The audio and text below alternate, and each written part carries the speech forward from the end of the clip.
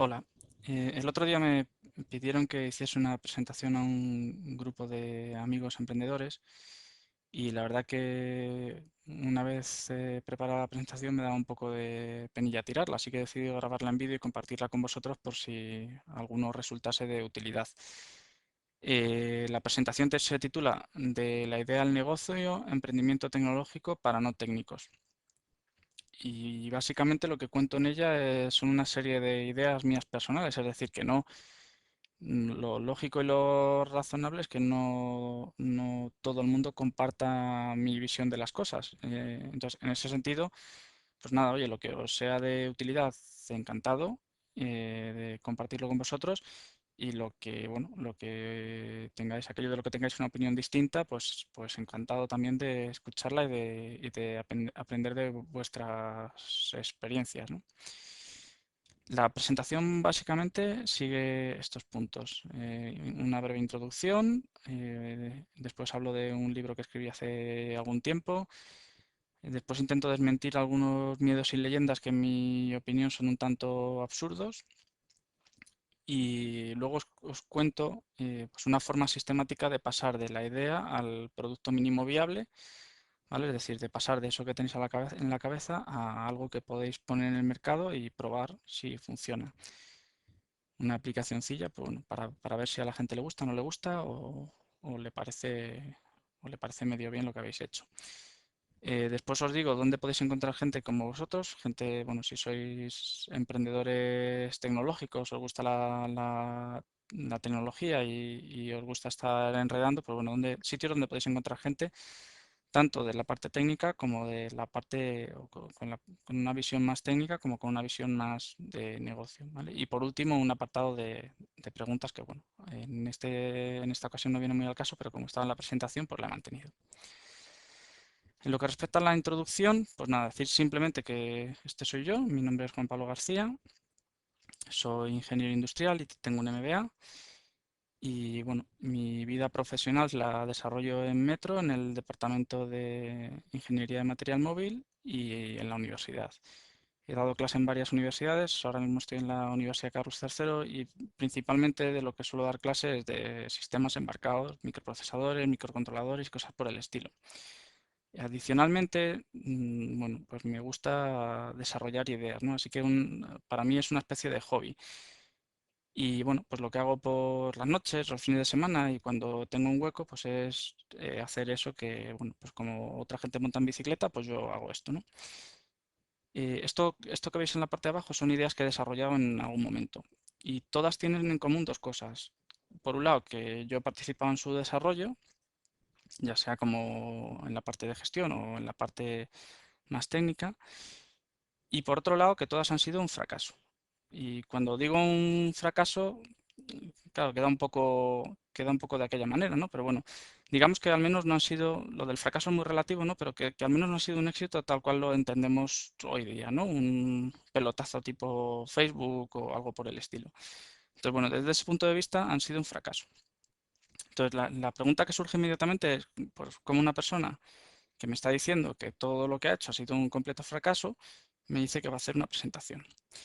Bueno, desde mi punto de vista, esta parte del emprendimiento tecnológico no es tanto como, o sea, yo creo que no es algo como lo que se pretende o como lo que se pretende que parezca, ¿no? Que es, tengo una idea y automáticamente aquello, pum, es un pelotazo. Yo creo que las cosas no son tan todo o nada, ¿no? Sino que es una especie de aprendizaje. Entonces, más que la visión del pelotazo inmediato, para mí es una cuestión de ir aprendiendo poco a poco, ir haciéndolo cada vez mejor hasta que en algún momento llegues a eso que estás buscando, ¿no? Es decir, que para mí la visión sería algo más parecido a esto, ¿no? A la visión que dan en Stanford de estas cosas, que es lo que ellos llaman la máquina de estados del éxito. Es decir, que para pasar de la idea al éxito hay una serie de etapas que tienes que ir cumpliendo, ¿no? Ellos dicen, bueno, dicen que una idea no es una maqueta, que una maqueta no es un prototipo, que un prototipo no es un programa, que un programa no es un producto, que un producto no es un negocio y que un negocio no implica tener beneficios, ¿no? Y luego también se hace la puntualización, ¿no? De que los beneficios, o bueno, que habría que definir muy bien qué es eso del éxito y que cuidado porque beneficios y éxito no es lo mismo y éxito y felicidad tampoco es lo mismo, ¿no? Así que cuidado con no estar persiguiendo al caballo apropiado. Más allá de los conflictos éticos del éxito y la felicidad, lo que sí que es cierto es que para pasar de la idea a un producto con éxito hay un montón de etapas intermedias. Así que a mí me gusta ver esto como, bueno, pues una máquina de estados que tiene distintos estados en función de cuánto te acerques o te alejes. Te pueden quedar unos estados, puedes ver unos estados, pues puedes ver estados más, pocos estados muy grandes o puedes ver muchos estados pequeños. ¿Vale? Pero en cualquier caso, una máquina de estados, es decir, una serie de transiciones que yo tengo que ir satisfaciendo para llegar al estado final, que es el que voy buscando, ¿no? De alguna forma, esto lo represento con una escalera, ¿no? Es decir, yo voy a ir subiendo esta escalera y no se trata tanto de llegar al final de una tirada, que es algo relativamente poco probable, como de ir subiendo y cada vez que subes aprender a subir ese peldaño, ¿no? De tal forma que yo al final sé que mi objetivo es llegar al final de la escalera. Y lo que voy a intentar haciendo es, cada vez que suba un peldaño, aprender a subir ese peldaño, de tal forma que, bueno, en mi primer intento a lo mejor voy a llegar al tercer peldaño y voy a tardar un año, pero lo que voy a intentar es que mi siguiente intento, en lugar de tardar un año y dejarme, yo qué sé, 1.000.000 de pesetas, lo que voy a intentar es subir esos 3 escalones en un mes y dejándome 500 euros, ¿vale? Así que el objetivo al final es que, como yo voy a ir aprendiendo, cada vez que yo pase por el tercer escalón, en cada iteración que yo pase por el tercer escalón, mi nivel de esfuerzo habrá sido menor y por tanto tendré más energía para conseguir llegar al escalón siguiente, ¿vale? Si afrontamos esto de forma sistemática y en cada iteración que hacemos vamos aprendiendo, lo que vamos a ir consiguiendo cada vez es subir hasta un nivel más alto de la escalera, ¿no?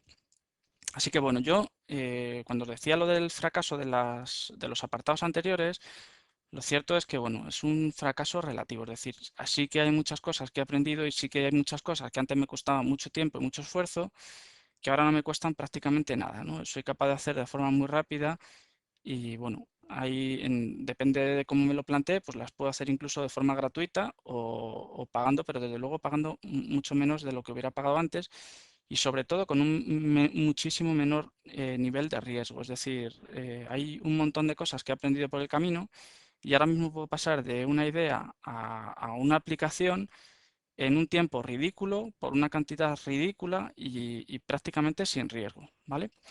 Así que la presentación se basa más o menos en esto. Es decir, yo no os puedo contar cómo pasar del producto mínimo viable a convertiros en Facebook.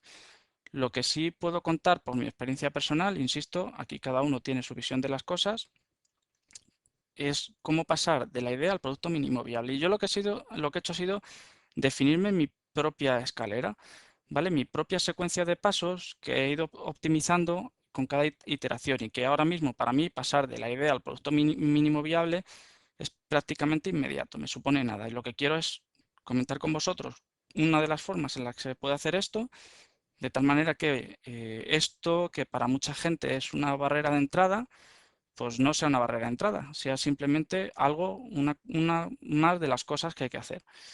¿Vale? Sobre todo porque yo creo que cuando la persona en cuestión es una persona que no tiene un perfil técnico, ve la tecnología como una barrera, cuando es justamente lo contrario. Si hay algo que no supone una barrera de entrada es la tecnología, es decir, la propia tecnología, por siendo un poco redundantes, actúa de catalizador de la tecnología para que esta no sea una barrera para nadie. Me explico. Si tú no sabes programar y no quieres aprender a programar o no tienes tiempo de programar, es que no necesitas aprender a programar. Tienes 1 millón de herramientas en Internet que te permiten contratar a una persona en cualquier parte del mundo, que te permiten gestionarla, de forma que tú pases de tu idea que has podido maquetar en una servilleta de papel a un producto mínimo viable que puedes poner en el mercado y testar. Y para hacer eso no necesitas aprender a programar. Bueno, no me enrollo mucho con esto porque se podría hablar horas, pero vamos a ver todos estos pasos más adelante, ¿vale? Pero básicamente la secuencia sería, tengo una idea que tiene muchas, bueno, es muy amplia y demás, el primer paso que voy a dar va a ser intentar concretarla un poco y cerrarla, es decir, mi objetivo es intentar tener algo tan pequeño, tan pequeño, tan pequeño que sea capaz de desarrollarlo en menos de un mes, ¿vale? Así que me tengo que quedar con lo más esencial, con aquello básico, elemental, que no pierda la esencia de lo que estoy buscando hacer, pero que a la vez sea lo más pequeño posible, lo más rápido posible, ¿vale? De esa idea mínima viable, ¿vale? Paso de la idea a la idea mínima viable. De esa idea mínima viable, lo siguiente que voy a tener que hacer es concretarla un poco. Es decir, tengo que definir las pantallas, los botones, lo que quiero hacer y cómo lo quiero hacer, ¿vale? El siguiente paso sería, una vez que tengo esto maquetado, sería buscar el equipo, ¿vale? O buscar a aquella persona que me lo va a desarrollar, o bien sea pagando, bien sea asociándome con ella, ¿vale? Hay distintas alternativas, luego las veremos, ¿vale? ¿Cómo puedo conseguir un equipo? Lo siguiente, y he puesto este paso después del equipo, porque si no tienes un perfil técnico, tener un equipo te puede ayudar a definir qué tecnología quieres utilizar, sería definir la tecnología que quiero utilizar, ¿vale? Y contratar los servicios que tenga que contratar. He puesto esto después de esto por eso, ¿vale? Para que os apoyéis en el equipo, pero realmente esto se puede hacer antes, ¿vale? Se podría hacer antes. Tampoco hace falta tener grandes conocimientos de tecnología para tomar según qué decisiones, ¿vale? Sobre todo cuando estás hablando de productos pequeños que puedes cambiar con cierta agilidad, ¿vale? Y por último, una vez que tienes el equipo y tienes la tecnología, el desarrollo del producto mínimo viable, ¿vale? Y de aquí para arriba hay más pasos que pasan por la difusión, el control, ver cómo funciona el producto, iterar, ¿vale? Todos, uno detrás de otro, hay muchos de aquí que sí que os podría contar, pero bueno, he decidido, bueno, que sí os podría contar lo poco que sé de ellos, ¿vale? Pero he decidido dejarlo aquí, en el producto mínimo viable. Asumiendo que vuestro producto mínimo viable funcione, o bueno, al menos lo probéis y saquéis conclusiones de él, pues hay un montón de escalones más que tenéis que seguir avanzando. Yo no voy a entrar en esos escalones, ¿vale? Simplemente os quiero contar cómo pasar de la idea al producto mínimo viable. ¿Por qué? Porque esto para mucha gente es una barrera de entrada. Es decir, hay mucha gente que tiene una idea en la cabeza, pero que no es capaz de conseguir un producto en el mercado. Bueno, un producto mínimo viable en el mercado. Cuando es algo sumamente sencillo, que supone vamos, que tiene un coste ridículo y que tiene un plazo de desarrollo ridículo. Y es que veo un montón de emprendedores, sobre todo gente de negocio más que gente técnica, porque si este problema lo tiene un técnico, al final sabe cómo resolverlo. Es cuestión de dedicarle un poco de tiempo, pero cuando es una persona con un perfil no técnico, esto, que a priori es evidente, se le convierte en un mundo, ¿no? Entonces, de alguna forma lo que quiero es intentar romper esa barrera dando cuatro ideas. Si os sirven, genial. Y si, bueno, oye, si no os sirven, pues ya lo siento. Esta es una forma más de hacerla, ¿vale? Seguro que hay un millón de formas más. Bien, hace tiempo escribí un libro para contar esto, que de hecho está ahora mismo, debería estar pues, en la Casa del Libro, en el AFNAC, en el Corte Inglés y demás, ¿vale? El libro lo publicó la editorial Rama y bueno, luego os lo pongo. ¿Qué pretendía decir en este libro? En su momento cuando hice el máster, bueno, y estaba en algún concurso de emprendedores y demás, y parece que la idea que se vende es que si tienes una buena idea y tienes un buen equipo, la forma de alcanzar el éxito es hacer un plan de negocio.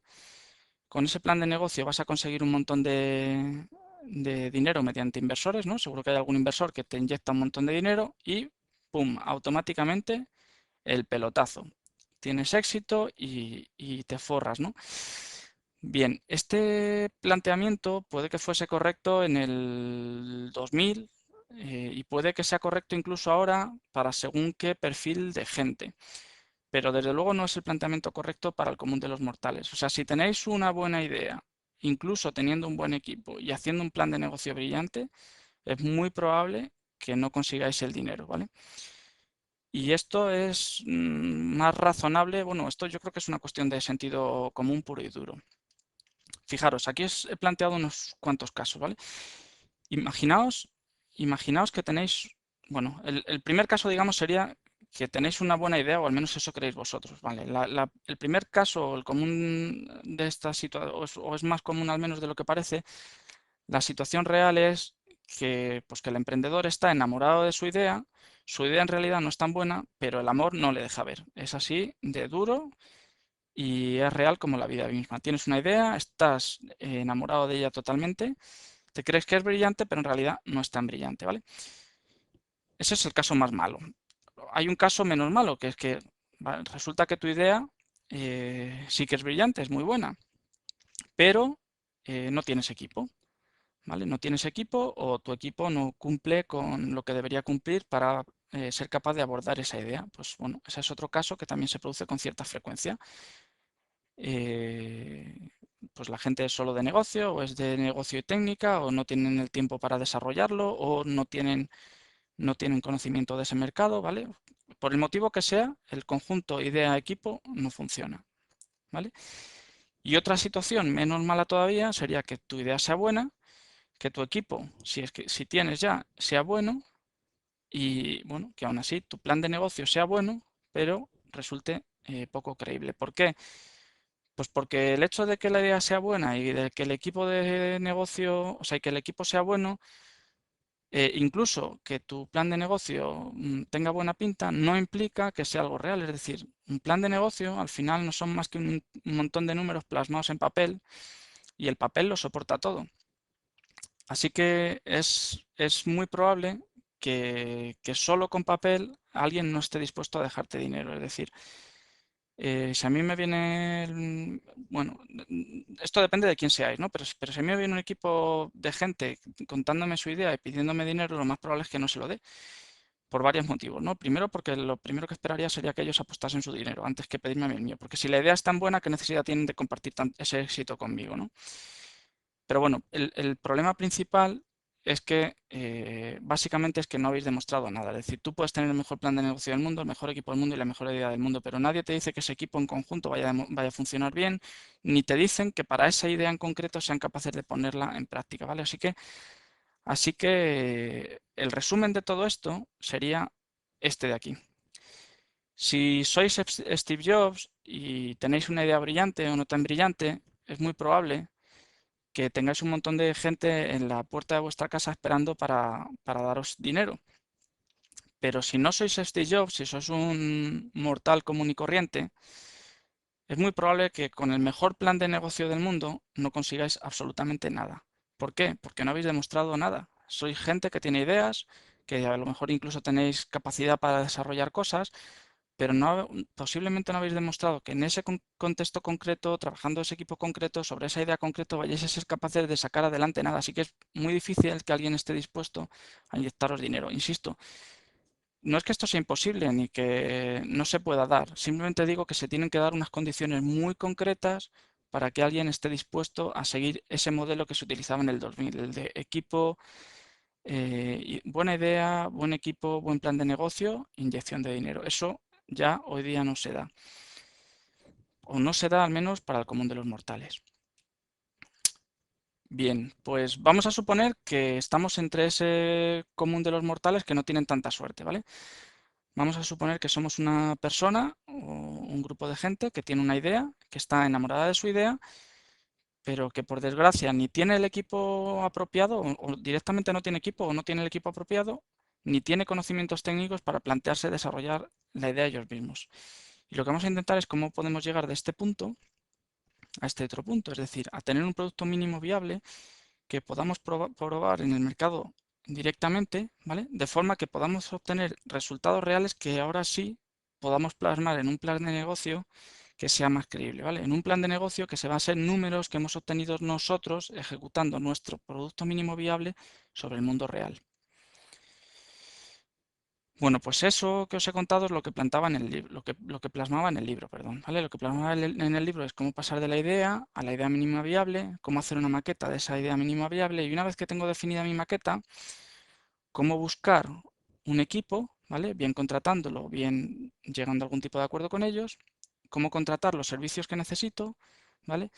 Una vez que tengo el desarrollador o el equipo de desarrollo apropiado, desarrollar mi producto mínimo viable para al final juntar las dos cosas, ¿vale? Esos servicios de hosting, el dominio o lo que quiera que sea que haya necesitado contratar con mi producto mínimo viable para ponerlo todo en explotación, ¿vale? Hacer la puesta en explotación de ese servicio, de ese producto y probarlo en el mercado, ¿vale? Y ver si al mercado le gusta o no le gusta. Y esto de aquí ya sí son datos reales, ¿vale? No es un plan de negocio que yo me he inventado en base a las estadísticas, en base a Google, al Instituto Nacional de Estadística o lo que sea, no, no, es un flan que yo he puesto en el mercado y que la gente se lo ha comido o lo ha escupido, ¿vale? Esto ya, esto ya, yo sí me lo creo. Si alguien me viene y me dice, tengo esto y he conseguido 1000 usuarios, entiendo que hay 1000 personas que están interesadas en eso, ¿vale? Naturalmente todo es matizable, pero digamos que el enfoque es totalmente distinto a si alguien me cuenta en un PowerPoint que va a ganar dentro de un año, va a ganar 1.000.000 de euros, que es lo que cuentan todos los planes de negocio, por cierto, ¿vale? Así que nada, bueno, esto era lo que contaba en el libro. El libro es este, es de la editorial Rama, se llama Construye tu web comercial, de la idea al negocio. Y bueno, yo creo que en el título no acertamos demasiado porque da a entender que es un libro técnico cuando en realidad es más un libro de negocio que técnico, ¿no? Debería titularse algo así como Emprendimiento tecnológico para no técnicos o algo por el estilo. Pero bueno, ese es el libro que le pusimos en su momento. Me imagino que no estábamos muy inspirados. Y lo que intento contar en el libro es cómo sin conocimientos técnicos o incluso cuando tienes conocimientos técnicos pero no tienes tiempo, cómo puedes conseguir desarrollar tu producto mínimo viable sin tener equipo, ¿vale? Sin riesgo, con un coste ridículo que yo pongo de menos de 3.000 euros, pero vamos, menos de 2.000 euros deberían ser más que suficientes, ¿vale? Y en menos de un mes. Es decir, el objetivo es pasar de tu idea, nuevamente, insisto, de tu idea al producto mínimo viable en menos de un mes, por menos de 2.000, 3.000 euros, ¿vale? Sin riesgos y sin necesidad de que tengas un equipo ni conocimientos técnicos, ¿vale? Es decir, te voy a ir contando todos los pasos o cómo lo he hecho yo al menos, si te sirven bien y si no te sirven, pues oye, al menos es un planteamiento que te ofrezco. Te voy a ir contando todos los pasos para que intentes hacerlo tú mismo. Y lo del sin riesgos es importante porque piensa que cuando alguien se plantea desarrollar algo a bajo coste, puede ser que se plantee desarrollarlo con algún amigo desarrollador o con algún vecino que conoce, pero puede ser que también se plantee desarrollarlo con un desarrollador en la India, que es el caso más típico, que yo personalmente no recomiendo, pero bueno, que es el caso más típico, o con un desarrollador en algún país del este, que a mí personalmente me gustan bastante más. Bueno, pues cuando se da esa situación, piensa que vas a estar tratando con una persona a la que probablemente nunca le vas a ver la cara, ¿vale? Así que las posibilidades de que el dinero desaparezca si no sabes cómo hacer las cosas o de que te entreguen una cosa que no vale para nada, son relativamente altas, ¿vale? Y ahí habría que hablar un poco de cómo funcionan los contratos tradicionales y cómo funcionan otro tipo de plataformas que son mucho más útiles para este tipo de desarrollo, ¿vale? Todo eso lo cuento en el libro, pero ahora voy a hacer un repaso muy por encima de esa máquina de estados, ¿vale? De esa escalera que os contaba al principio. Y bueno, si queréis más detalles, pues ahí tenéis el libro, que lo podéis comprar y leer. Bien, antes de empezar con la escalera, me gustaría hablar sobre 4 puntos que para mí son mitos, miedos y leyendas desde mi punto de vista un tanto estúpidos. No es que no tengan su parte de cierto, es que digamos que hay que darles la importancia, hay que relativizar, ¿vale? Os cuento algunos. Mirar, fijaros, en España al menos tenemos, yo creo que es algo generalizado, ¿no? La gente tiene cierta tendencia a no contar sus ideas porque existe la percepción de que una buena idea implica éxito de forma prácticamente inmediata, ¿no? Si tengo una buena idea, va a ser un pelotazo, no te la cuento porque me la copias. Esto es una tontería como un castillo, ¿vale? No os digo que nos puedan copiar la idea, os la pueden copiar, pero las probabilidades de que alguien os copie la idea son relativamente bajas. ¿Por qué? Desde mi punto de vista, al menos, y yo creo que es una situación mucho más real, la idea no es más del 1% de un proyecto, ¿vale? El resto, el 99% restante, es trabajo.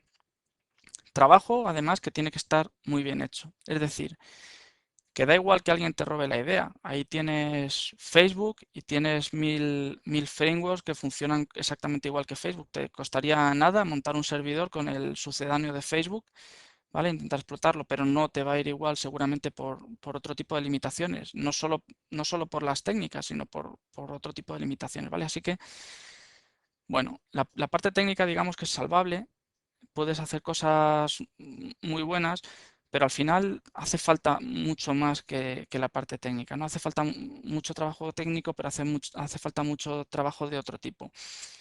El resumen de todo esto es que, bueno, que no te preocupe tanto contar tu idea, porque de tu idea quien más vale eres tú, es decir, tu capacidad para conseguir a alguien que te desarrolle esa idea bien, tu capacidad para colocarla en el mercado, tu capacidad para analizar los datos de la gente que la use, tu capacidad para pivotar, porque lo más seguro es que en la primera iteración no aciertes, ¿vale?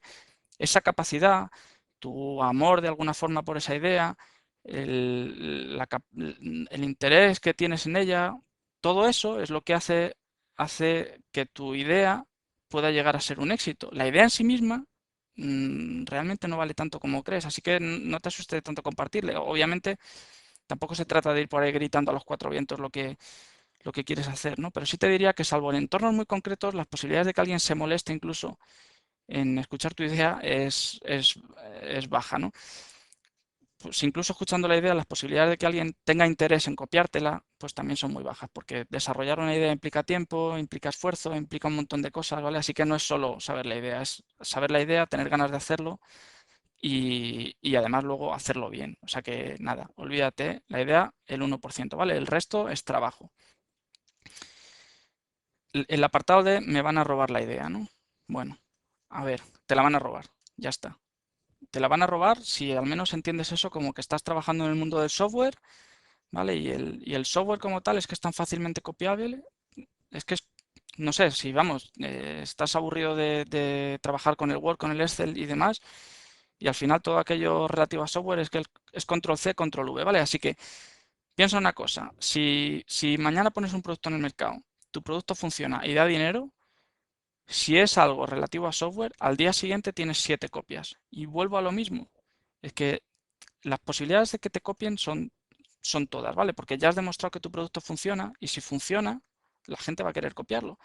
La diferencia entre tú y el resto está en ti, no está en tu producto software, ¿vale? O no es que no esté en tu producto software, sino que el que tiene que ponerle valor a eso eres tú, ¿vale? Y la diferencia entre tú y el resto no será el software, serás tú que tú serás el que consigas que ese software itere de la forma correcta para acercarse más al mercado, para ir más rápido, el que buscarás las alianzas, el que sabrás cómo comercializarlo, el que dedicarás el esfuerzo necesario para que eso avance a la velocidad que tiene que avanzar, ¿vale? Así que olvídate o deja de darle tanta importancia a que te copien, porque que te copien es algo que va a pasar. O sea, eso no hay vuelta de hoja, no le puedes poner puertas al mar. ¿Vale? Lo importante es que tengas claro es que lo valioso de tu idea y de tu producto eres tú, y tú eres el que vas a sacarlo adelante y el que va a marcar el valor diferencial con el resto. Vale, la otra cosa, los contratos de confidencialidad, los disclosure agreement y todo esto. Bien, depende de en qué fase estés de tu negocio. Obviamente, si tu negocio ya está avanzado, pues estas cosas te deberían preocupar más. Si ahora mismo lo que tienes es una idea que quieres convertir en un producto mínimo viable, esto te tiene que preocupar lo justo, por lo que decía antes, porque si vas a contratar a un tío en la India, en Ucrania o en China, y es una persona a la que no vas a ver nunca más, bueno, no vas a ver nunca probablemente en tu vida, es fácil que esa persona te copie, ¿vale? Esa persona o cualquier otra persona de las que te rodean, porque al final es software, ¿no? Es control C, control V y aquello está copiado. Y además, es un tío en la India que, oye, tú ni sabes la legislación que tienen, ni te vas a poner a pelear por 4 pesetas que está moviendo en ese momento, ¿vale? No tiene sentido. Así que un poco lo que pongo en estas transparencias, ¿no? No te digo que no seas prudente ni que no firmes un contrato de confidencialidad, lo que te digo es que le des la importancia justa, porque yo, por ejemplo, no suelo hacerlo pues, por el simple hecho de que en esta fase tan temprana, que te copien la idea o que no te la copien, tampoco tiene demasiada relevancia, ¿vale? Es más, si la contratación de esa persona, si lo que te preocupa, por ejemplo, ahora es a la hora de contratar a un desarrollador, si la contratación de esa persona la haces a través de ciertas plataformas, esas plataformas ya implícitamente por el desarrollador estar dado de alta, ya ha firmado un contrato de confidencialidad, ¿vale? En el que dice que la propiedad intelectual de ese desarrollo es tuyo, ¿vale? Que el código, el producto software puedes haberlo hecho él, pero que la propiedad intelectual de ese producto es tuyo, ¿vale? Insisto, no estoy diciendo que no firmes contratos, lo que estoy diciendo es que le des la importancia justa, ¿vale? Que en una fase tan temprana, para mí al menos, no tiene demasiado interés. Si tú lo consideras de otra forma, pues eres muy libre de pensar como quieras. Para mí, en este momento, esta idea no tiene apenas valor, ¿vale? Y además es tan fácilmente copiable que intentar ponerle puertas al mar probablemente sea más una pérdida de tiempo que una necesidad. Otro caso típico es el de, bueno, no existe nada parecido y va a ser un pelotazo. A ver, yo no digo que no puedas tener una idea brillante y que no puedas haber inventado la bombilla. Yo no estoy diciendo eso. Lo que sí te digo es que a 2011 éramos 7.000 millones de habitantes en el planeta y ya teníamos internet. Es decir, las probabilidades de que no haya otro ser humano al que se le haya pasado por la cabeza tu idea son relativamente bajas. Es más, yo te diría que probablemente si esa idea no la has encontrado, yo veo dos posibilidades. Una de dos, o no has buscado demasiado o es muy probable que tu idea no merezca la pena, ¿vale? Eh, Porque si no se dan una de esas dos situaciones, lo normal sería que haya 100 tíos que lo hayan pensado antes que tú y que muchos de ellos ya hayan desarrollado algo que no tiene por qué ser lo mismo, pero que es fácil que se parezca bastante. Vale, insisto, esto es mi forma de ver todo esto. Tú puedes tener tu visión y creer que tu idea es única, que no se le ha ocurrido a nadie, que no existe nada parecido y tal. Pero yo te diría, bueno, dame la oportunidad de tener razón en esto, porque es que somos muchos millones de personas y plantearte que no se le haya ocurrido a nadie, no sé, igual es un poco prepotente. ¿Vale? Sin ánimo de ofenderte, pero vamos, si eso se te ha pasado por la cabeza, piensa que es muy probable que no hayas buscado suficiente. Bueno, lo que os decía antes, para mí esto del éxito es una especie de escalera, ¿vale? Así que de lo que se trata no es de llegar hasta el final de la escalera de un solo tirón, sino de ir aprendiendo a subir cada escalón de forma que cada vez me cuesta menos subirla. Y con eso lo que voy a conseguir es que cada vez que llegue al nivel más alto, al escalón más alto que haya alcanzado, llegue con más energía, de forma que me sea posible subir un peldaño más. ¿Vale? En esta escalera lo que voy a contar es cómo pasar de la idea al producto mínimo viable paso a paso. Empezamos primero de la idea a la idea mínima viable. Lo primero que deberíais tener claro es que no vais a construir ni Facebook ni Twitter, olvidaros. Si esa es vuestra idea, si vuestra idea es hacer un desarrollo que directamente conquiste el mundo, ya os digo que malamente. Este no es el planteamiento que yo tengo con las cosas. ¿Por qué? Porque en general no es correcto. Es decir, pensar que lo que tenéis es poco tiempo, poco dinero y pocos recursos. Con esas condiciones es difícil hacer algo que conquiste el mundo, ¿vale? Lo que sí vais a poder hacer es algo pequeñito que guste mucho a una poca gente, ¿vale? Entonces, primer punto, poco dinero, poco tiempo, poco desarrollo. Esto es así. Las cosas cuestan y si no tenéis esos recursos, tenéis que centraros en algo pequeñito, ¿vale? La tendencia natural que tenemos todo es a completar nuestro producto, es decir, tengo una idea en la cabeza y al final lo que intento es ponerla todo lo necesario para que le guste a todo el mundo. Y esto, que es nuestra tendencia natural, igual no es el planteamiento correcto, ¿vale? Así que la primera pregunta que te tendrías que hacer es, ¿quiero gustar mucho a pocos o poco a muchos? Y la respuesta es prácticamente inmediata. Date cuenta de que lo que vas a intentar hacer, no tienes dinero no tienes demasiados recursos para marketing y demás, ¿vale? Así que lo que tienes que intentar hacer es que tu producto sea el que se anuncie a sí mismo, ¿vale? El que se haga el marketing a sí mismo. Si haces algo que gusta poco a mucha gente, es muy probable que ninguno de ellos hable de tu producto. Sin embargo, si haces algo muy de nicho, algo que guste mucho a una poca gente, es probable que esa misma gente haga publicidad a tu producto, ¿vale? Así que lo que tienes que intentar, desde mi punto de vista, en lugar de intentar completar la idea para que le guste a todo el mundo, es intenta centrarte en un nicho tan concreto que con poco desarrollo puedas hacer algo que le guste mucho a la gente a la que te diriges. Porque si consigues eso, vas a conseguir que esa gente hable de ti. Y si consigues que esa gente hable de ti, ya estás demostrando que alguien tiene interés en tu producto. ¿Vale? El siguiente paso será crecer, será andar en alguna dirección concreta, aumentar nicho de mercado, lo que tú quieras. Pero el primer paso es conseguir que tu producto le guste mucho a una poca gente, ¿vale? A un grupo reducido de personas. Así que lo siguiente que te tendrías que plantear es qué es lo realmente esencial que quieres probar, ¿vale? ¿Qué es ese mínimo indispensable que mantiene la sustancia o la esencia de tu idea, ¿vale? Y qué es lo suficiente como para probar tu producto, ¿vale? Es decir, resumo, que igual me estoy enrollando un poco.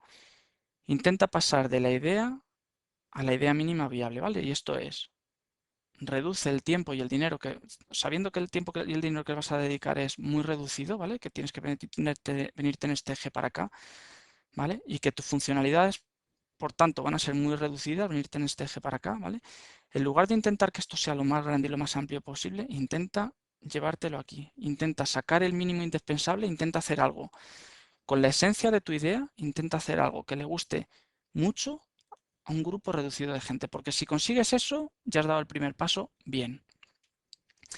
El siguiente paso sería pasar de la idea mínima viable a la maqueta. Esto es algo que, dicho así, suena a tontería, pero ¿qué pasa? En general, tenemos tendencia a pensar que la gente es capaz de leernos la mente. Dicho así, suena un poco estúpido, ¿no? Pero es cierto. Es decir, mucha gente viene a decirme, oye, quiero hacer esto, no sé qué tal, y poco menos que me dicen, quiero hacer una caja. Y se quedan más anchos que largos. A ver, está claro, yo sé lo que es una caja, pero probablemente la caja que yo tenga en mi cabeza y la caja que esa persona tenga en su cabeza no tiene nada que ver. Es decir, las cajas pueden ser grandes, pueden ser pequeñas, pueden ser de madera, pueden ser de metal, pueden servir para contener contenido líquido, pueden tener tapa, pueden no tenerla, pueden tener asa, pueden no tenerlas, pueden aguantar 1000 kilos, pueden aguantar 100, pueden soportar vibraciones, pueden soportar temperaturas, ¿vale? Así que si tú me dices que quieres hacer una caja y yo te hago una caja, probablemente el parecido que haya entre la caja que yo haga y la caja que tú esperabas tener sea nulo, ¿vale?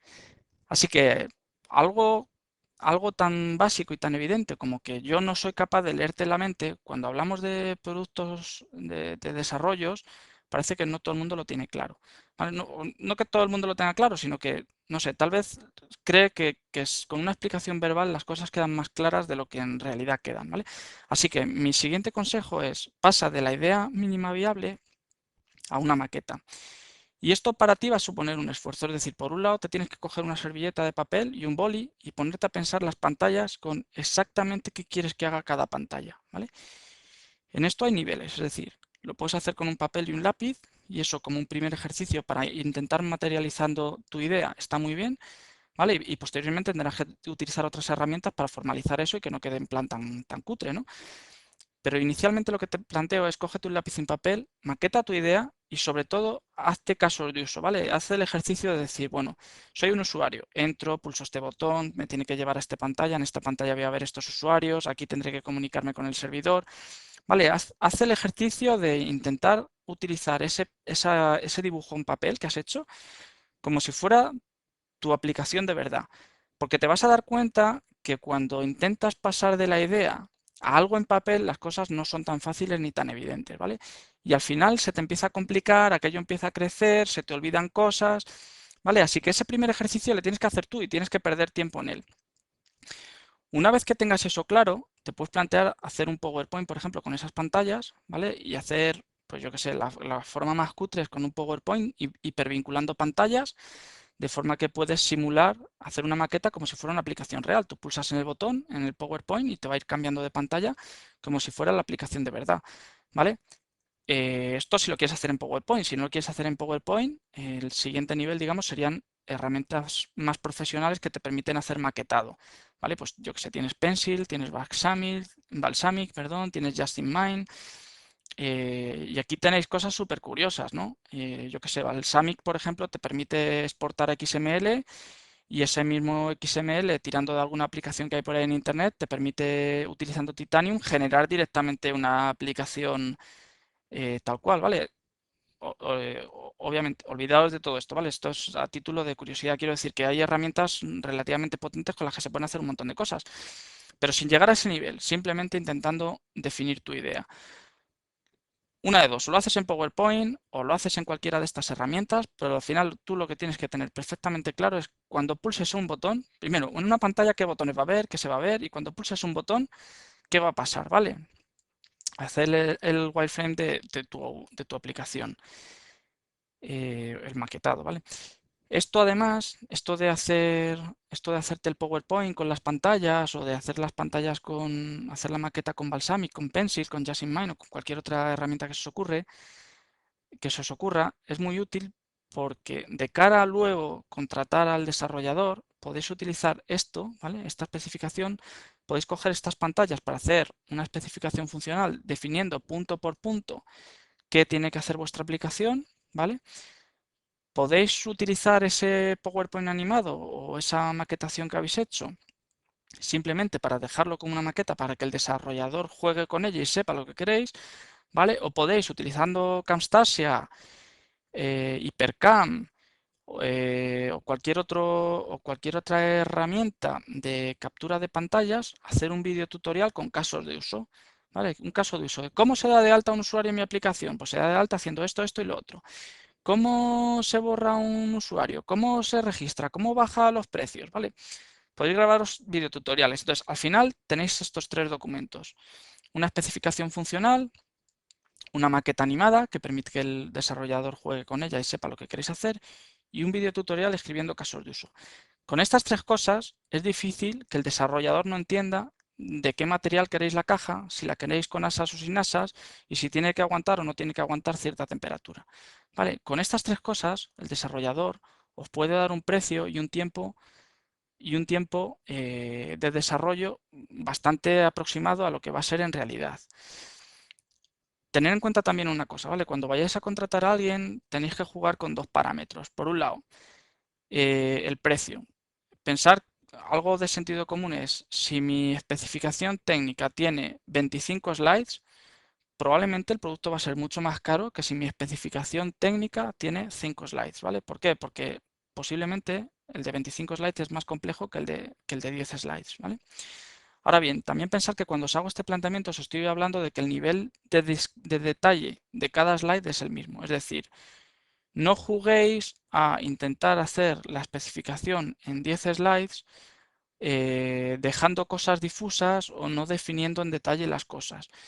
¿Por qué? Porque en esa situación lo que estáis haciendo es incurrir en el error de que el desarrollador os ponga un precio más barato y después tengáis que pegaros con él para conseguir las cosas, ¿vale? Entonces, mi consejo personal es simplificar vosotros vuestra idea y definir lo más detalladamente posible vuestra idea, ¿vale? No juguéis a hacer una idea, a tener una idea general o muy grande y hacer una especificación muy genérica, porque probablemente si hacéis eso vais a tener problemas, ¿vale? Vais a terminar teniendo problemas con el desarrollador, vais a terminar teniendo algo que no queréis tener, ¿vale? Así que, bueno, mi consejo es eso, reducir la idea y aumentar en la medida de lo posible el nivel de detalle. Luego, obviamente, los videotutoriales, en la especificación funcional y en la maqueta, dentro de que tengáis que dar detalle, intentar ser razonable, pensar que la persona que os va a ofertar posiblemente ve pues 10, 20 especificaciones como la vuestra al día, ¿vale? Así que si le cuesta mucho leerla, si le cuesta mucho entender de lo que estáis hablando, posiblemente os va a dar un precio a huevo sin mirar demasiado lo que os está ofertando. Y eso sería un error para él y para vosotros, ¿vale? Es en el caso de que os oferte. Así que insisto, reducir la idea y detallar de forma lo más razonable posible la especificación, ¿vale? Intentar hacer una especificación funcional en papel, de forma que esa misma especificación funcional luego la podáis utilizar como protocolo de pruebas, ¿vale? Vosotros tenéis vuestras funcionalidades definidas y esas mismas funcionalidades luego la podéis utilizar para decir, oye, el punto 3 de la especificación funcional no lo cumple, ¿vale? Eso por un lado. Por otro lado, la maqueta animada va a ayudar a que el desarrollador lo entienda sin necesidad de estar leyendo una y otra vez. Y el vídeo tutorial te ayuda a tener una visión muy rápida de las cosas, ¿vale? Bueno, pues este es mi consejo, reducir, hacer eso detallado y utilizar estas herramientas para luego la búsqueda del desarrollador. Como veis, es todo bastante de sentido común. Siguiente paso, de la maqueta al equipo. Vale, aquí hay mucho mito y os cuento mi punto de vista de esto. Bien, si habéis hecho lo que hablaba al principio de reducir vuestra idea y tener una idea mínima viable, partimos de la base de que el desarrollo de esa idea va a ser muy corto, ¿vale? Cuando el desarrollo de una idea es corto en tiempo, el tener un socio puede ser genial, porque si estáis los dos implicados en el proyecto es muy posible que vaya bien, ¿vale? Cuando el socio lo tenéis para una idea que no está bien definida, bien concreta y que no va a tener un desarrollo corto en el tiempo, cuidado con esto. Porque el problema de tener un socio es que vuestro socio no come de esa idea, está haciendo ese desarrollo como una inversión a futuro. ¿Vale? Y la situación de las personas cambia con el tiempo. Tu socio puede pasar mañana echarse novia, tener un hijo, cambiar de trabajo, quedarse sin trabajo, su situación personal, su situación vital cambia y automáticamente el proyecto pasa a otro nivel. Y esto es así, o sea, nuestra lista de prioridades va con nuestro día a día. Y mis condiciones personales hoy pueden suponer que yo le pueda dedicar tiempo a un proyecto, pero mis situaciones personales mañana puede ser que no le pueda dedicar tiempo a ese proyecto, ¿vale? Así que cuidado con la parte de entender que un socio está genial y tal. Tener un socio es lo mejor que te puede pasar, pero cuidado porque también tiene sus limitaciones, ¿vale? Así que si te basas en el concepto de idea mínima viable, es muy probable que el hecho de tener socio te sea mucho más útil que si tu idea es amplia y el desarrollo se extiende en el tiempo, ¿vale? Eso por un lado. Por otro lado, existe la posibilidad de que no consigas un socio, pues porque nadie se crea tu idea, porque te la crees tú solo. Y el hecho de que tú solo te creas tu idea no tiene por qué ser un impedimento para que, para que la desarrolles, ¿vale? Existe la posibilidad de que contrates a alguien para que te haga ese desarrollo. ¿Por qué no? Y además contratar a alguien tiene algunas ventajas. Por ejemplo, el hecho de que tú contrates a alguien significa que esa persona probablemente vive de eso, es decir, que sus circunstancias personales no van a cambiar con el tiempo para ti. Tú eres la persona de alguna forma que le está dando de comer, ¿vale? Y comer tiene que comer. Así que su situación personal es muy probable que no cambie con el tiempo, ¿vale? Ese problema sí lo tenías con el socio. Con una persona a la que contratas no lo vas a tener o no deberías tenerlo, ¿vale? Dentro de esa posibilidad de contratar gente existen dos posibilidades. Que contrates a un freelance, ¿vale? O que contrates a una empresa. Normalmente un freelance tiene la gran ventaja de que es más barato, pues porque no tiene unos costes de estructura fijos, ¿vale? Y tiene el gran inconveniente de que es más inseguro que una empresa. ¿Por qué? Porque un freelance al final es una persona que tiene sus propios recursos y poco más, ¿vale? Hoy está con tu proyecto, mañana está con otro proyecto y tú puedes tener la necesidad de que te haga el mantenimiento de tu proyecto, ¿vale? Sin embargo, por el hecho de tener unos recursos tan limitados y estar ya trabajando en otro proyecto, pues es muy probable que no te pueda dar el soporte que tú quieras, ¿vale? Sin embargo, una empresa es más cara, pero sí que te va a garantizar seguramente la continuidad en el tiempo. Es decir, que mañana te va a poder dedicar tiempo y si el desarrollador que te ha hecho el desarrollo se ha ido de la empresa, pues probablemente va a tener otra persona que retome su trabajo, ¿vale? Así que la contrapartida a eso va a ser seguramente que va a ser un poquito más caro que un freelance. Insisto, esto ya es cuestión de la aversión al riesgo que tengáis cada uno y la capacidad de gasto que tengáis cada uno. Yo he hecho cosas con empresas, he hecho cosas con freelance, me he ido bien con unos y con los otros. He hecho cosas con socios y, bueno, unas veces me ha ido mejor y otras veces me ha ido peor. Así que analizar cuáles son vuestros parámetros. O sea, no hay una solución buena. Hay soluciones apropiadas en cada momento en función de las circunstancias de cada uno. Podéis encontrar un desarrollador freelance excelente que os haga un trabajo estupendo, ¿vale? Saltáis este bache y más adelante ya os preocuparéis de hacer lo que tengáis que hacer. Incluso partiendo de cero si hace falta, porque lo que estáis haciendo ahora es tan pequeño, tan pequeño, tan pequeño, que si tuvierais que tirarlo y volver a hacerlo tampoco os costaría tanto, ¿vale? Si por el contrario queréis contratar a una empresa pues que os dé más seguridad, aunque tengáis que pagar un poco más, pues oye, esto ya es una decisión personal de cada uno. Simplemente comentaros las tres opciones que tenéis y las ventajas e inconvenientes que no siempre son tan evidentes, ¿no? Parece que todo el mundo busca un socio de forma encarecida y yo no digo que esa sea una mala opción, pero hay otras y sobre todo pensar que no tenéis por qué comerle la oreja a nadie si no queréis. Os gusta vuestra idea, tenéis 1.000, 2.000 euros y un mes para dedicarle, y un mes a tiempo parcial, os estoy diciendo, no un mes a tiempo completo, sino un mes para hacer el seguimiento de un tío cuando lleguéis a casa por la noche. Pues os podéis plantear tirar para adelante vosotros solos, ¿vale? ¿Que no funciona? Habéis perdido un mes y 2.000 euros, eso no os va a arruinar la vida. Sigo.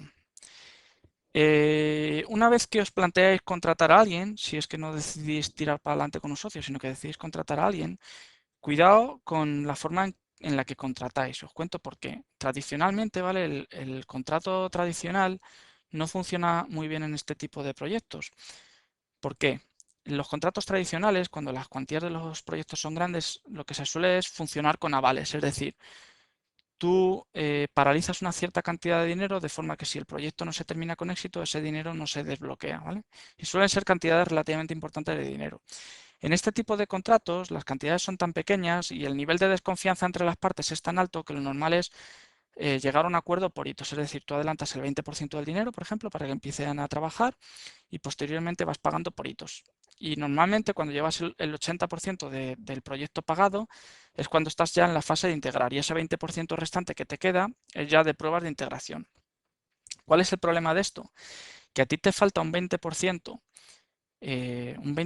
por pagar, ¿vale? Y supuestamente a tu proyecto le falta un 20% por terminar, pero ¿qué ocurre? Que estás en la parte de arriba del desarrollo, es decir, estás en la fase de integración. O sea, que no es que te falte un 20% por desarrollar, probablemente te falta incluso menos, pero estás justo en esa parte en la que o funciona o no funciona, ¿vale? Es decir, ahora es cuando tu proyecto o vale o no vale. Sin embargo, a ti solo te queda el 20% por pagar. ¿Qué te puede pasar? Te puede pasar que el desarrollador te eche un pulso y te diga, o me das o me pagas el 20% restante, ¿vale? O no te termino el proyecto. Y estás muerto. ¿Por qué? Porque tú ya has pagado el 80% de tu proyecto está prácticamente terminado, pero todavía no funciona. Es decir, en esas condiciones tú no tienes capacidad para negociar y que tu desarrollador termine como tú quieres, ¿vale? Tú no vas a poder estar exigiéndole, porque le interesa más coger otro proyecto que por ese 20% que te queda terminar el tuyo en condiciones, ¿vale? Así que cuidado con este tipo de contratos, cuidado con cómo se ponen los hitos y demás, porque no es este tipo de contratación no es la más acertada para este tipo de proyectos, con estas cuantías económicas, con estos plazos y demás, ¿vale? Otra forma de hacer la contratación es a través de páginas especializadas. Y este tipo de contratación, que probablemente funcionaría muy mal para contratos grandes tradicionales, ¿vale? Para hacer un túnel de metro, este tipo de contratos seguramente no es el más apropiado. Sin embargo, para el desarrollo del producto mínimo viable, posiblemente es el mejor. ¿Por qué? Porque son páginas que se basan en la reputación para que tú contrates a un desarrollador. Es decir, cuando tú vas a contratar a un desarrollador, tú te basas en la nota media que le han puesto otros clientes para elegir a ese desarrollador o otro desarrollador. Bueno, te basas en la nota media y en otros parámetros, pero la nota media, ¿vale? El feedback del cliente es importante de cara a que tú contrates a ese desarrollador, ¿vale? Así que cuando tú haces un contrato a través de una página de estas especializadas, lo que estás consiguiendo es que, aunque tú hayas pagado el total del proyecto, esa persona te va a tener que dejar contenta, ¿vale? O esa persona te va a tener que dejar contenta, porque si no te deja contento, lo que vas a hacer tú es dejar un mal comentario, un mal feedback sobre su trabajo, y eso le va a perjudicar en su reputación, y si perjudica su reputación, le va a costar más conseguir otros proyectos, ¿vale? Así que, con independencia de que haya cobrado, le interesa dejarte satisfecho, ¿vale? Lo que sí tenéis que tener en cuenta aquí es que cuidado con estas páginas porque el que hace la ley hace, igual que se hace la ley, se hace la trampa, ¿no? Como se diga eso. Es fácil trucar las estadísticas para engañar a la gente y que veas a alguien que tiene mucha puntuación y que en realidad no es tan bueno como parece, ¿vale? Y por otro lado, los precios o el precio que te van a dar va a depender mucho, ¿vale? Lo que pongo aquí, va a depender mucho de la especificación, del nivel de detalle de la especificación. Lo que hemos hablado antes de la especificación, intentar hacer la idea lo más pequeña posible y la especificación lo más clara y lo mejor posible. No juguéis al despiste, no juguéis a hacer una especificación genérica porque va a ser un problema para vosotros y para el desarrollador, ¿vale? Ninguno de los dos va a quedar contento y eso es un problema. Mirar, plataformas especializadas para contratación de desarrolladores hay un montón. Os he puesto estas tres, Freelancer, Toago y Elance. Yo Freelancer en algún momento he recurrido a ella, hace ya mucho, ya ni me acuerdo, seguramente haya cambiado un montón desde que yo la utilicé. Así que de las que os puedo hablar que he utilizado en los últimos 2 años son de Elance y de Toago. Toago la he utilizado para contactar con desarrolladores de alguna forma que quisieran ser socios más que para contratarlos. Cuidado con este tipo de cosas porque a un desarrollador que vive de esto no le suele sentar muy bien que le ofrezcas trabajar siendo socio, ¿vale? Generalmente la gente que está aquí para cobrar, cobran por su trabajo, comen de él y es razonable que quieran cobrar por él. Así que cuidado al ofrecer pues, ese tipo de cosas porque puede ser que alguien se ofenda o que resulte ofendido. Simplemente tener un poquito de tacto. Y la que sí he utilizado más para contratar es Elance. A mí, de las tres, me parece la mejor con diferencia. Es una auténtica barbaridad la cantidad de opciones que tiene. Vale, yo os voy a comentar unas cuantas opciones, bueno, para que suene, pues si decidís utilizar esta vía. Bien, la principal ventaja que tienen estas plataformas, ahora os hablo de Elance, ¿vale? Pero las otras plataformas yo creo que tienen las mismas opciones. La principal ventaja que tienen estas plataformas, como os decía antes, es que existe una desconfianza brutal entre el desarrollador, ¿vale? Y la persona que oferta la idea, ¿vale? Que oferta ese producto mínimo viable a desarrollar. ¿Por qué? Pues porque son proyectos de muy baja cuantía, es decir, el desarrollador va a ser un fulano en China, ¿vale? Y la persona que está ofreciendo el que le hagan ese trabajo es un tío en Francia al que no conoce de nada.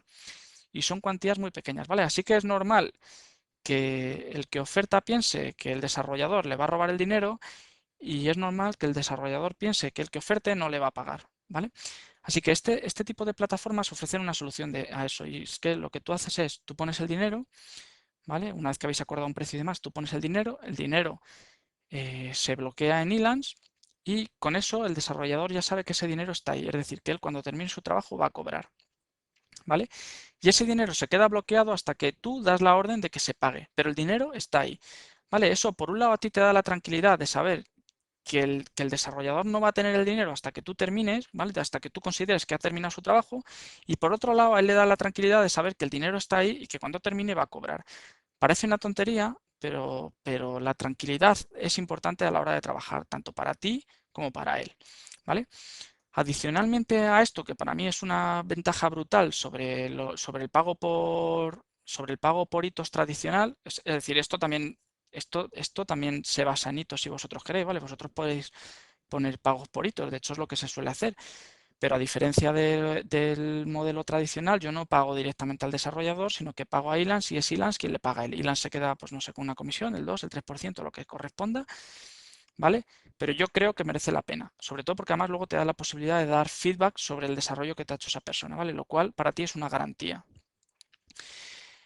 Entonces, adicionalmente a esto, otros parámetros que te permite Elance es saber el número de clientes que ha tenido ese desarrollador, saber el nivel de ingresos medio que tiene por cliente, es decir, si los proyectos que hace son gordos o son pequeñitos, saber la valoración que dan los clientes de ese desarrollador, ¿vale? Saber el expertise que tiene ese cliente, tanto por lo que él considera que sabe que lo puede poner, como por la valoración que haya hecho Island de su expertise en base a exámenes, ¿vale?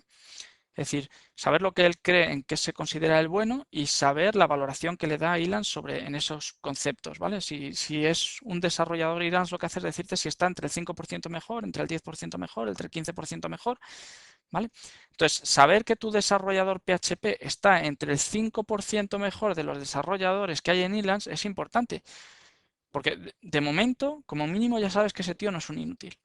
O sea, podrá ser lo que sea, pero desde luego en PHP algo tiene que saber para estar en donde está, ¿vale? Lo que cuento en el libro es que todo esto obviamente es trucable, es decir, hay un montón de truquillos para conseguir que un desarrollador tenga una buena nota media sin que en realidad esa nota media sea tan realista, ¿vale?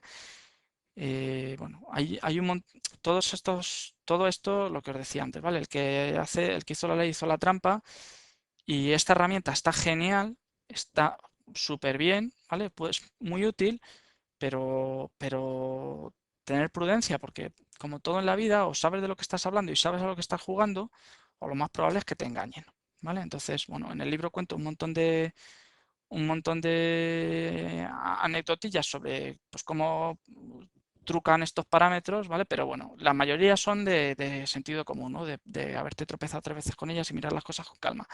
Pero sí que es cierto, pues bueno, que cuando lo has utilizado 3 veces, pues te das cuenta de cosas que a lo mejor a simple vista a otra gente se le pasan por alto, ¿no? Entonces, bueno, pues si queréis más detalle, ahí tenéis el libro, podéis recurrir a él. Fijaos, aquí os he puesto bueno, una captura de pantalla de Elance. Aquí os digo, pues yo que sé, he hecho un filtrado por tipo de desarrollador de una tecnología concreta. Y aquí te dice el que tenga, pues yo que sé, te permite clasificarlo de distintas formas, ¿no? Te permite clasificarlo por el precio hora más caro, la valoración de media de clientes más alta, la facturación por cliente más alta, por un montón de cosas. Lo que está claro aquí es que vosotros podéis clasificar los desarrolladores como queráis, pero vamos a ver, si conseguís una persona o una empresa que hace 20 desarrollos al año o 100 desarrollos al año, que en los 1000 desarrollos que ha hecho tiene una nota media de 5 o de 4,9 sobre 5, que tiene una facturación razonablemente alta, que además está entre el 5% de los tíos que más conocimiento tienen de PHP. A ver, puede pasar que os engañe, pero lo que está claro es que mala pinta no tiene, ¿vale?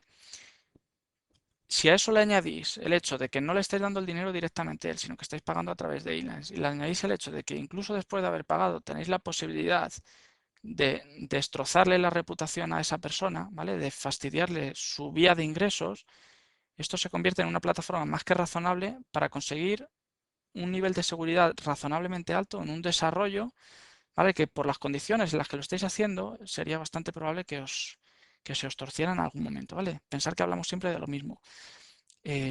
Temas muy concretos, con costes muy bajos, con contratos, bueno, entre distintos países que pueden ser difíciles de perseguir, ¿vale? Unas condiciones bueno, de un nivel de seguridad razonable, conseguís a través de una herramienta de este estilo llegar a un nivel de seguridad más que aceptable.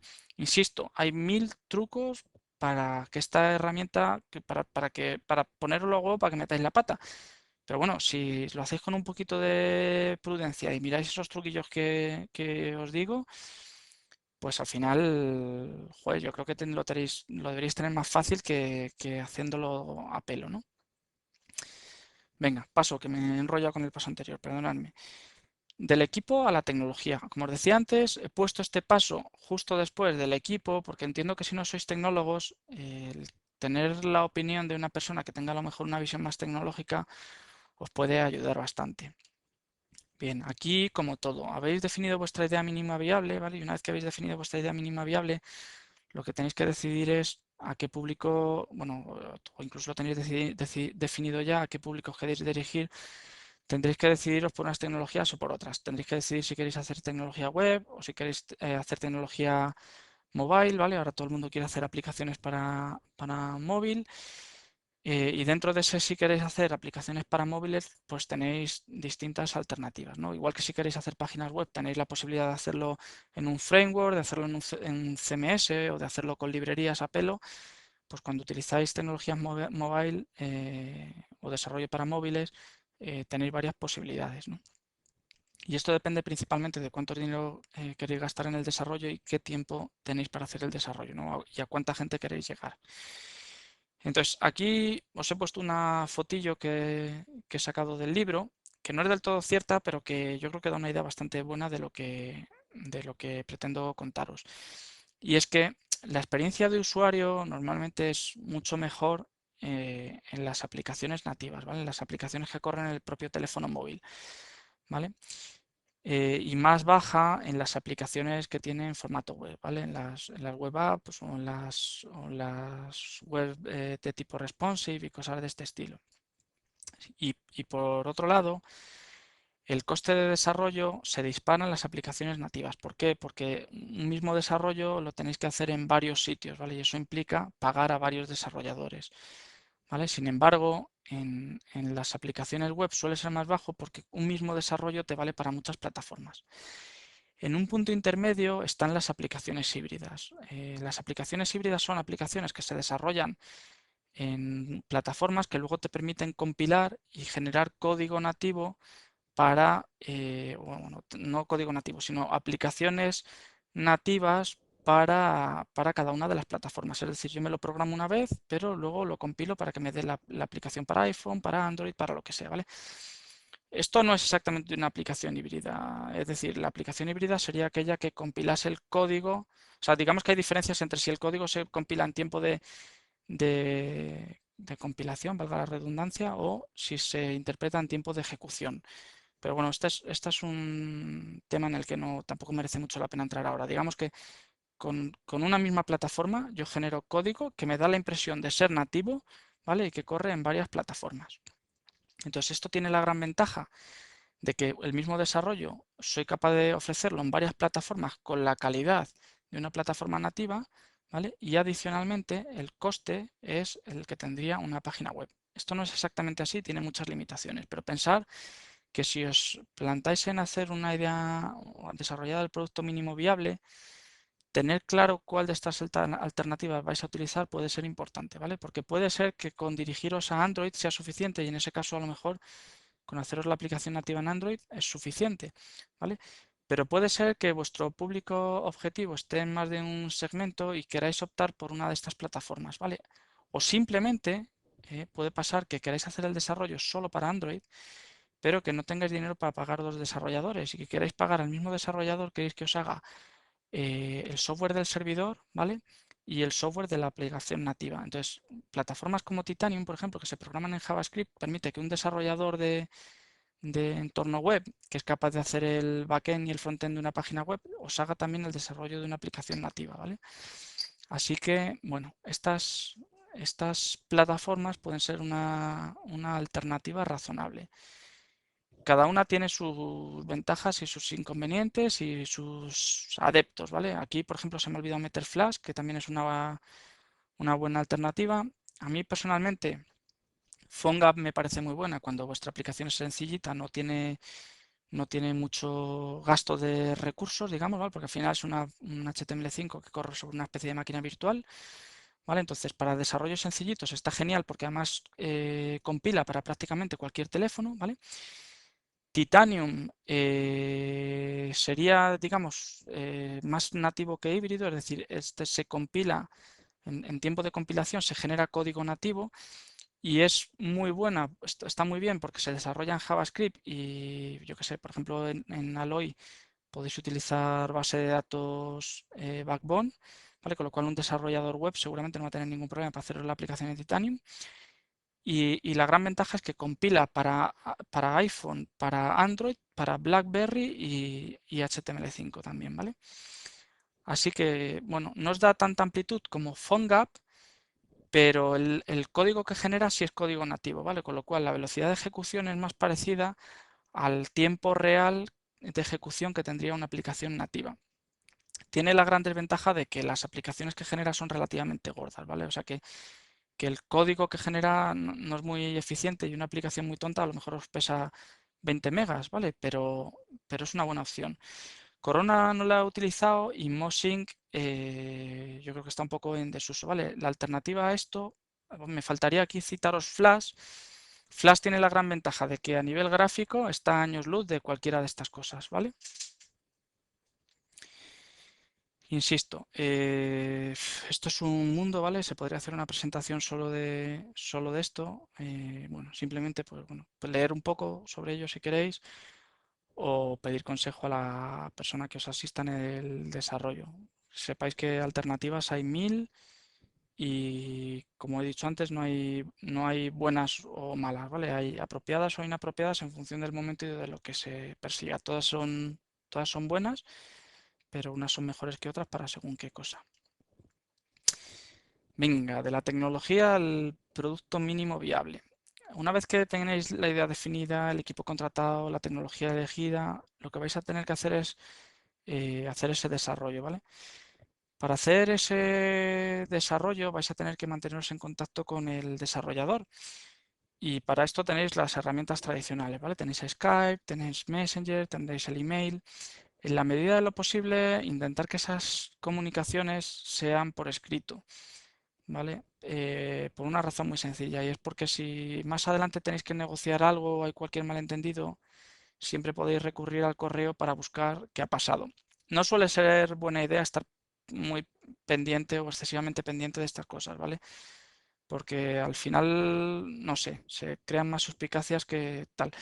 Pero insisto, tenerlo en mente, ¿vale? O sea, está bien tener una conversación por Skype, hablar y tal, pero luego en la medida de lo posible intentar mantener el contacto por escrito, más que nada para tener trazabilidad de lo que habéis hecho, de lo que no habéis hecho, de lo que habéis dicho, ¿vale? Si en algún momento hay dudas con algo, poder sacar el papel o el correo o la conversación y retomarlo sobre el punto en el que lo dejáis en aquel momento, ¿vale? Otra cosa que vais a necesitar seguramente va a ser intercambiar ficheros relativamente gordos. Aquí, por ejemplo, Elance os da un montón de opciones para compartir información, pero bueno, Lo normal es que también lo hagáis fuera de las páginas de Elan, ¿no? Pues a través de Dropbox, de Google Drive, del disco duro virtual si es que utilizáis One-on-One, de algún servidor con FTP, ¿vale? Todo esto seguro que lo conocéis mejor que yo. Algo que es muy interesante y que cuando eres no técnico es fácil que no conozcas son los repositorios de versiones, ¿vale? Tener un repositorio Git o Subversion, SVN, está muy bien. Hay un montón de alternativas para esto y esto os permite tener el código controlado, tener trazabilidad de lo que se va cambiando en cada momento, ¿vale? Si a esto le añadís alguna herramienta tipo Mantis, Bugzilla o similar para hacer la asignación de tareas de forma automática sin necesidad de recurrir al correo y que todo vaya quedando trazado, ¿vale? Y que os vaya mandando notificaciones en función del grado de avance del proyecto, pues está genial. ¿Qué ocurre? Que si no sois desarrolladores, pues todas estas herramientas puede que os suene a chino, os suenen a chino. Si os suenan a chino, tampoco os preocupéis, porque es que para hacer el producto mínimo viable no lo necesitáis, ¿vale? Con tener alguna herramienta para intercambiar información de forma masiva, suficiente. Preocuparos, eso sí, de si vais a hacer un desarrollo, pues que el código fuente se os entregue y que, bueno, que os expliquen cómo compilar ese código fuente si es que podéis, si es que se puede compilar, ¿vale? O ejecutarlo en local. Es decir, preocuparos de que eso que habéis conseguido no solo funcione como producto mínimo viable en el teléfono de vuestro cliente, ¿vale? O en el servidor en el que os lo han montado, sino que también en caso de que necesitéis cambiar algo más adelante, pues que tenéis los códigos fuentes y que podéis hacerlo, ¿vale? Eh, en general la gente suele tener buena voluntad con esto, ¿vale? O sea que el desarrollador tampoco va a intentar robaros ni nada por el estilo, todo lo contrario, intentará dejaros todo lo contento posible para que la siguiente modificación o el mantenimiento tal, pues se lo contratéis a él también, ¿vale? Si conocéis estas herramientas, Git, Subversion y tal, está genial, o Mantis o Bugzilla además está genial. Si no las conocéis, es probable que el mismo desarrollador en algún momento, si es una empresa, por ejemplo, que os proponga utilizar algún sistema de gestión de tareas, es relativamente frecuente, sencillamente porque para ellos es muy cómodo, ¿vale? Os ponen un servidor, os dan un usuario y una contraseña y vosotros vais dando de alta ahí los errores que vayáis encontrando en la aplicación. Y ellos, según los van resolviendo, pues os van marcando los errores como resuelto, resuelto y ya está, haciendo el comentario que proceda. Esto mismo lo podéis hacer con Excel y el correo electrónico, es menos eficiente, menos práctico, más, bueno, más de la Edad Media, pero es otra forma de hacerlo, ¿vale? O sea que tampoco intentéis aprender más de lo necesario si os supone un tiempo brutal, porque a lo mejor lo que os va a aportar para lo que tenéis que aprender en un primer paso no os merece la pena. Más a largo plazo, pues ya iréis aprendiendo todo lo que necesitéis, ¿vale? Pero bueno, que sepáis simplemente eso, que vais a necesitar comunicaros con el desarrollador, como es evidente, que la comunicación por escrita, a la medida de lo posible, mejor que la comunicación verbal, ¿vale? Y que necesitaréis algún tipo de plataforma para intercambiar ficheros, pues bien sean videotutoriales, bien sean ficheros de bastante peso, ¿vale? Y poco más. De esto, insisto, se puede hacer una presentación dedicada prácticamente de cada una de las herramientas. Si no sabéis lo que son los repositorios de versiones, en tecnotapper.com, que es una página que utilizo con los chavales para los proyectos fin de carrera y demás, pues hay algún vídeo tutorial sobre cómo utilizar Git o cómo utilizar Subversion, no recuerdo ahora mismo, creo que con Subversion, utilizando un Fundel como plataforma y tal. Bueno, pues si queréis ver esos vídeos os pueden dar una idea de cómo se utilizan ese tipo de cosas. Yo creo que no hay ninguno de Mantis y Bugzilla y eso. Si en algún momento tengo tiempo, pues ya haré alguno para que veáis de qué va. Pero vamos, es muy sencillito. Seguro que si busquéis en YouTube Mantis, Bugzilla o tal, seguro que encontráis, o gestión, incluso gestión de tareas, seguro que encontráis mil herramientas parecidas. Bueno, y asumiendo que hayáis hecho todo esto, que ya tengáis vuestra aplicación, que la hayáis subido al Apple Store o que tengáis vuestra página web funcionando y demás, ¿qué viene ahora? Bueno, lo primero que tenéis que tener claro es que ahora estamos en un punto radicalmente distinto al punto del que partimos. Es decir, partíamos de una idea, ¿vale? Partimos de una idea que estaba en nuestra cabeza y ahora tenemos algo real, que funciona, algo tangible, ¿vale? Y ahora lo que vamos a tener que hacer es moverlo en el mercado. Tendremos que moverlo en el mercado, tendremos que ver cómo reacciona el mercado y a partir de ahí tendremos que pivotar y hacer modificaciones porque ya os digo por adelantado que las cosas no van a funcionar como vosotros esperáis que funcionen, ¿vale? Ese es Esa es la tónica general, es que las cosas no funcionen como nosotros esperamos que funcionen, ¿vale? De hecho, la tónica general cuando estás a este lado de la barra, ¿vale? Cuando no eres un cliente, es decir, cuando eres un cliente las cosas funcionan. Pero cuando no eres un cliente, sino que eres un proveedor, lo normal es que las cosas no funcionen, ¿vale? Eres tú el que te lo tienes que currar para que las cosas funcionen, ¿vale? Ahora las cosas no funcionan por defecto, las cosas por defecto no funcionan. Y yo soy el que le dedico tiempo y esfuerzo para que terminen funcionando. Esto es importante que lo tengáis claro porque no es tan evidente que todo el mundo lo tenga claro, ¿no? Bueno, pues asumimos que le habéis ya dedicado ese tiempo, ese esfuerzo, que tenéis vuestro producto mínimo viable, que funciona y que queréis probar el mercado. Esto es infinito y es un punto en el que yo estoy bastante flojo, pero a partir de la base de que te vais a tener que aprender SEO, vais a tener que hacer social media, vais a tener que hacer SEM, ¿vale?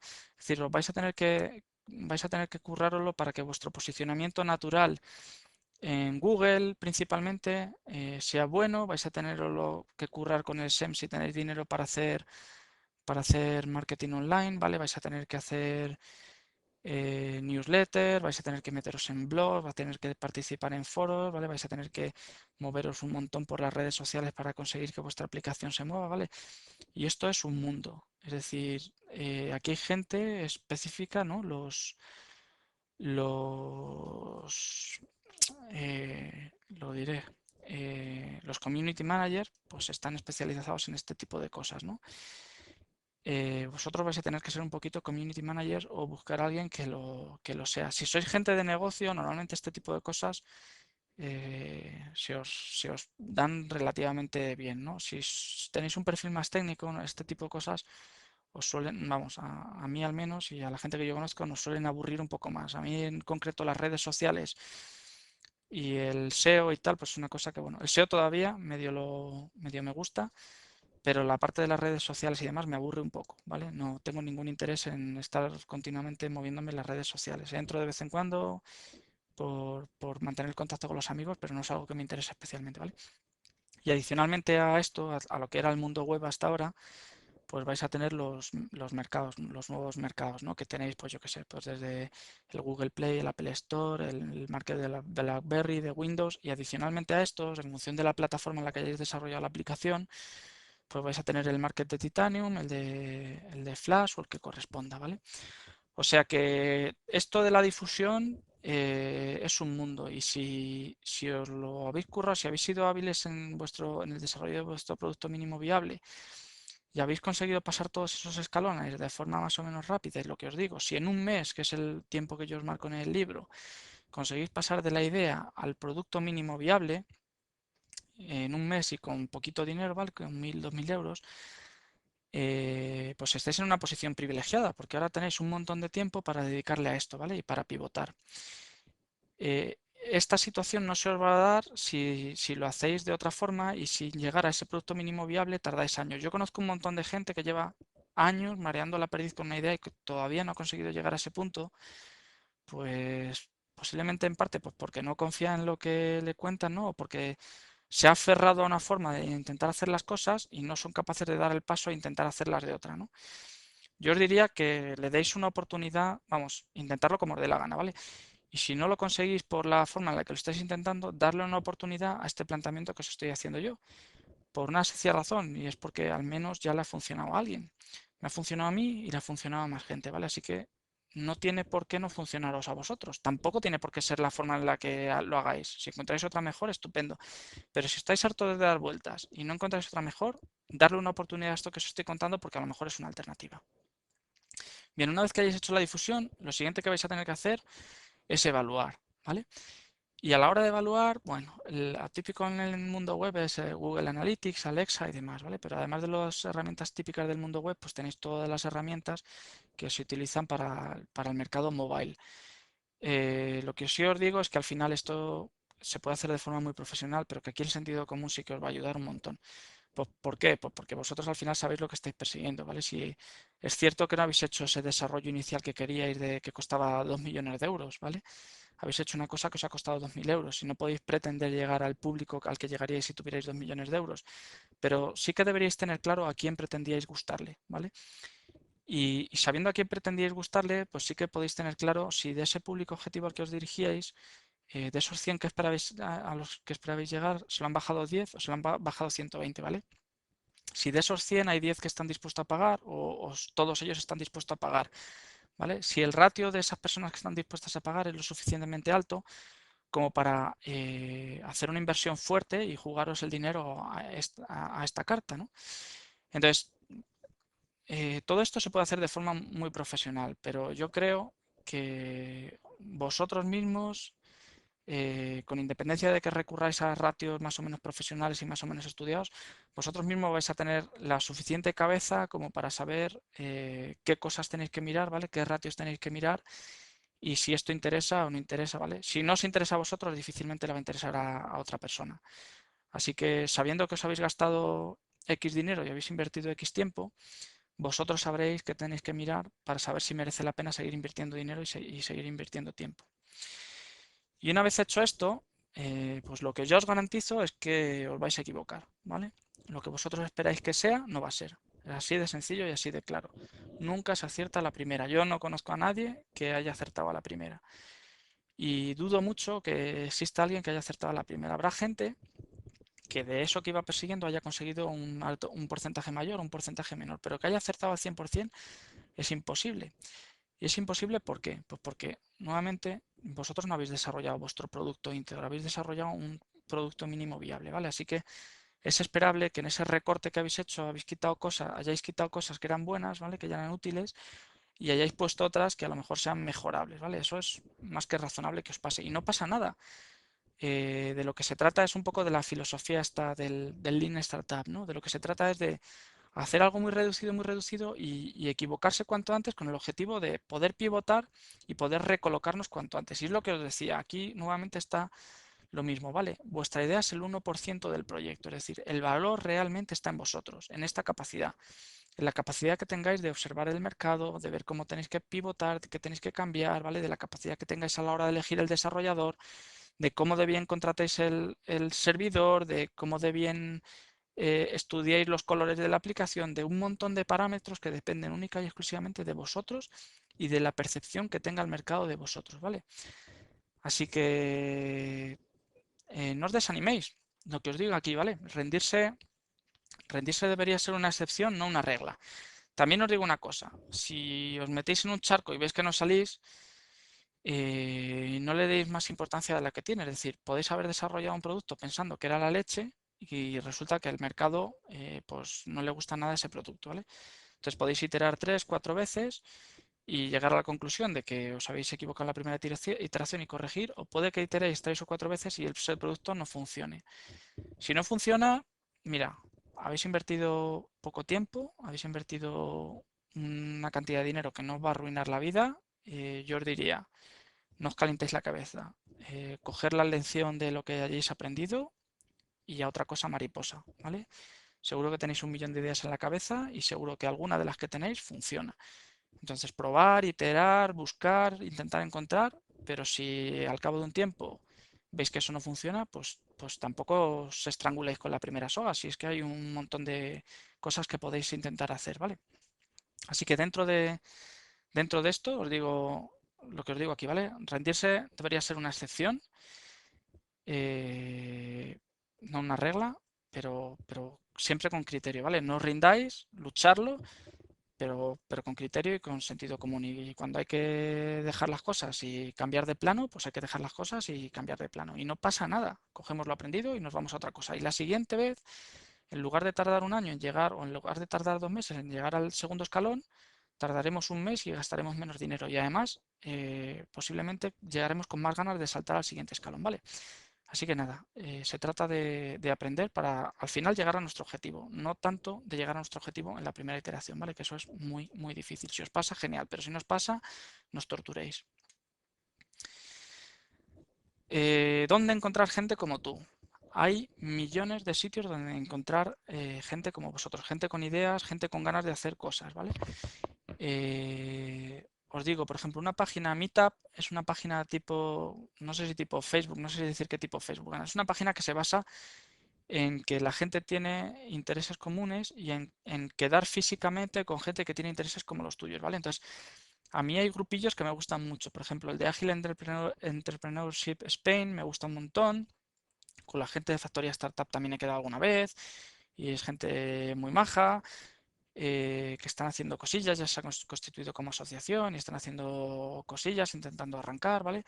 La gente de Madrid Night Owls, pues yo alguna noche he quedado con ellos y me he ido a programar. Estos son unos fricazos impresionantes que quedan a las 10 de la noche y se tiran programando hasta las 4 de la mañana, compartiendo ideas y demás.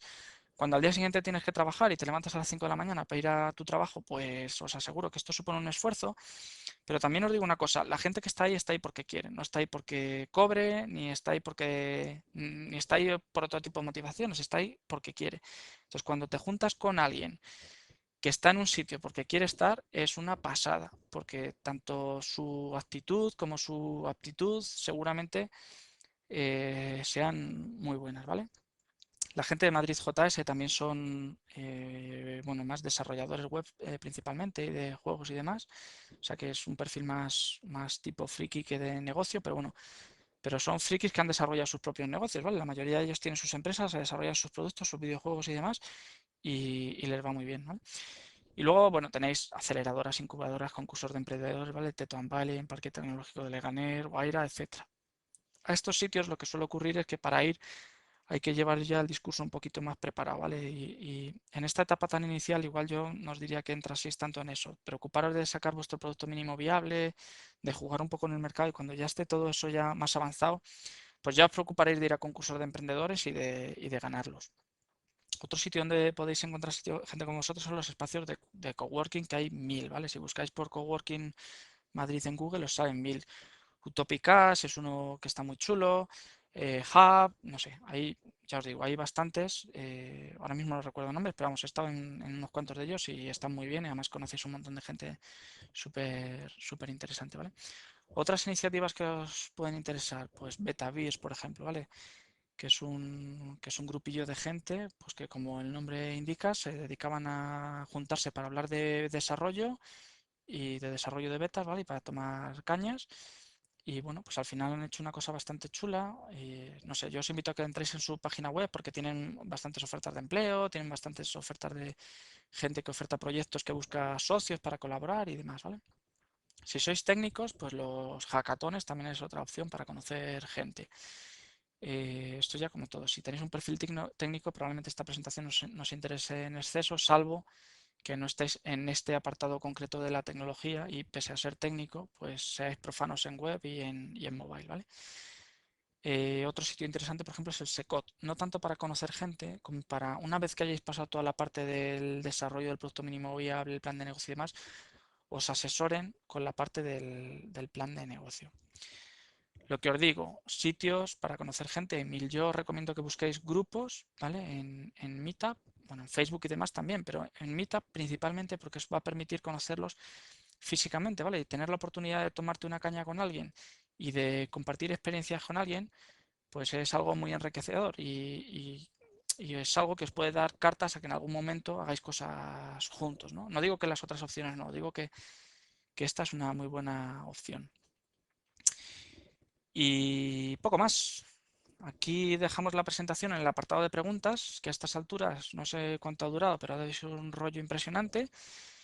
Y bueno, colgaré la presentación y colgaré el vídeo en YouTube y la presentación en el SlideShare o en algún sitio de estos. Y bueno, pues yo qué sé, si alguien pone algún comentario en YouTube o lo que sea, pues si tiene dudas o eso, intentaré responderle. Pero vamos, ya os digo que el objetivo no era tanto esto, de que tengáis dudas o preguntéis dudas, como el haceros la presentación y bueno, pues si a alguien le puede resultar de utilidad. Muchas gracias por haberos tragado este rollo y espero que os vaya muy bien, que tengáis mucha suerte y que si pegáis el pelotazo o si no lo pegáis, pero tenéis vuestro pequeño momento de gloria, pues lo compartáis conmigo y con el resto de gente. Mucho ánimo.